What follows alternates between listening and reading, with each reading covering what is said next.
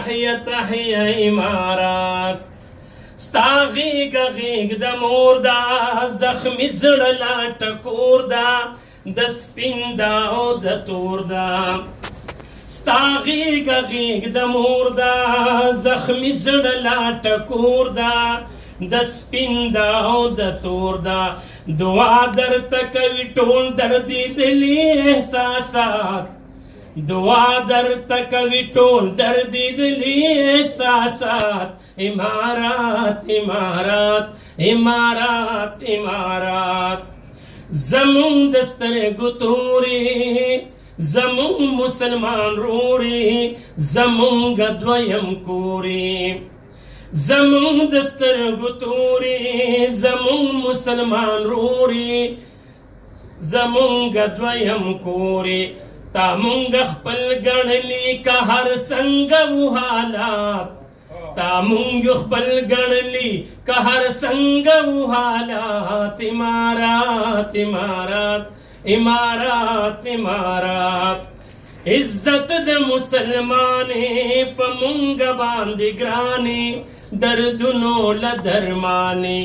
امیل د شاد غاړې د خالد دغه خیالات امارات امارات امارات امارات تاغیگا کی ځای کړي دی بے وسا مخلوقات امارات امارات امارات امارات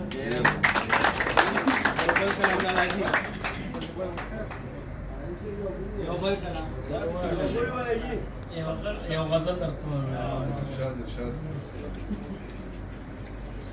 دی مازغو خوړل مالا دی یو سوال لمدور اسمازغو خوړل مالا سړی چې بل خفکی خپل څنګه شي خوشاله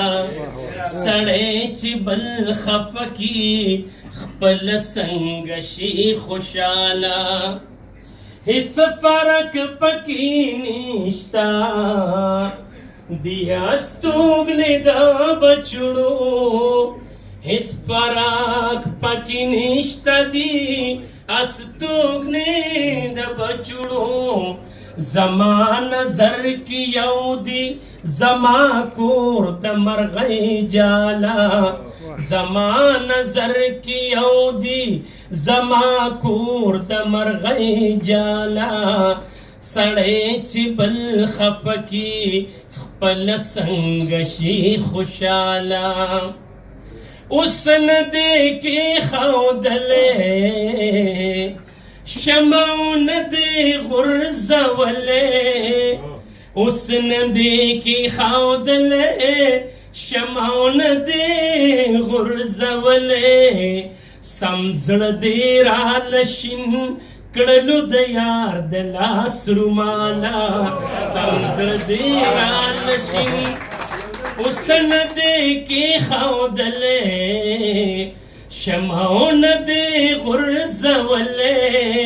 اوس نه دی کې ښودلی شمعو نه دی غورځولی سم زړه دی راله شین کړلو د یار د لاس روماله سړی چې بل خفکی خپل څنګه شي خوشاله دا هم د چا وجود میده میده شت خیسته شوي دا هم د چا وجود میده میده شت خیسته شوي دا ته چې پې نازېږي د جانان د زنې خاله دا ته چې پې نازېږي د جانان د زنې خاله سړی چې بل خفکی خپل څنګه شي خوشاله هر خوا تورې تېرېده نفرتونو راخورې شوې هر خوا تورې تېرېده نفرتونو راخورې شوې د امن د سحر سحر ازانو کا بلالا دا امن د سحر سحر اذانو کا بلالا سړی چې بل خپکی خپل څنګه شي خوشاله مونږ یو بل پیدا یو